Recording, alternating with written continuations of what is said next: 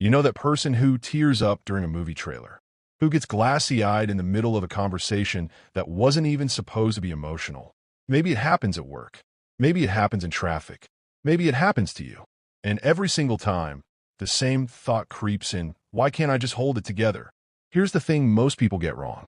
They assume frequent crying is a sign of fragility, of being too soft, too sensitive, too much. But according to neuroscience, the truth is far more interesting and far more powerful than that. Because the people who cry easily don't have a weakness. They have a nervous system that processes the world at a deeper level than most. And once you understand what's actually happening inside their brain, you'll never look at those tears the same way again. Let's start with what's physically happening. When you experience something emotional, a sad scene, a kind gesture, even a beautiful piece of music, your brain's limbic system activates.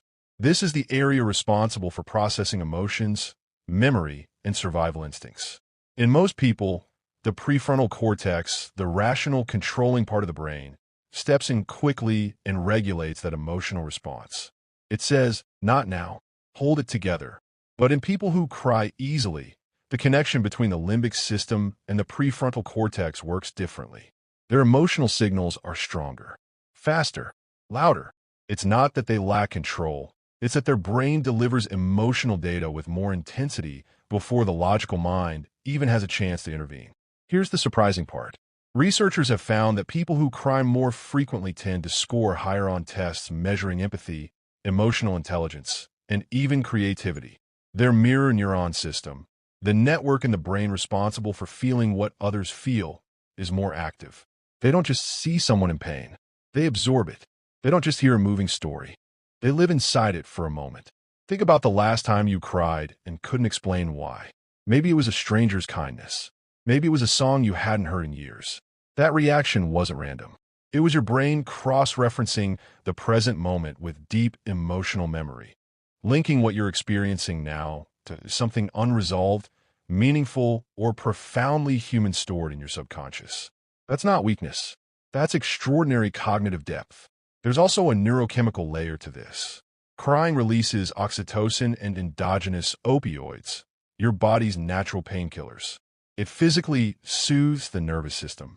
So people who cry easily aren't falling apart. Their body is doing exactly what it was designed to do: regulate, release, and recover. They're not stuck in the emotion. They're moving through it more efficiently than someone who bottles everything up and calls it strength. Now, let's be honest. There is a deeper side to this. Not every tear is a sign of emotional intelligence. Sometimes, frequent crying is connected to heightened anxiety, unprocessed grief, or a nervous system that was shaped by early childhood experiences. If you grew up in an environment where emotions were unpredictable, where love was inconsistent or stress was constant, your brain may have become hyper-tuned to emotional signals as a survival mechanism. You learn to feel everything because missing an emotional cue once meant danger. And that's not something to be ashamed of either. It simply means your brain adapted. It did what it needed to do to keep you safe. But it also means that understanding why you cry easily can be one of the most powerful forms of self-awareness you'll ever develop. On the other side, many people who cry easily are simply wired with a higher baseline of emotional sensitivity. Psychologists call this trait sensory processing sensitivity, and it's found in roughly 15 to 20% of the population. These individuals notice subtleties others miss. They think deeply. They feel fully. And yes, they cry more. Not because something is wrong, but because everything is working. So if you've spent your whole life apologizing for your tears, stop. You're not broken. You're not dramatic. You're not too emotional. Your brain is simply wired to experience life at a higher resolution. Where others see a moment, you feel a meaning. Where others move past, you move through. That's not a flaw in your design. That is your design. And the world needs people who still feel things that deeply.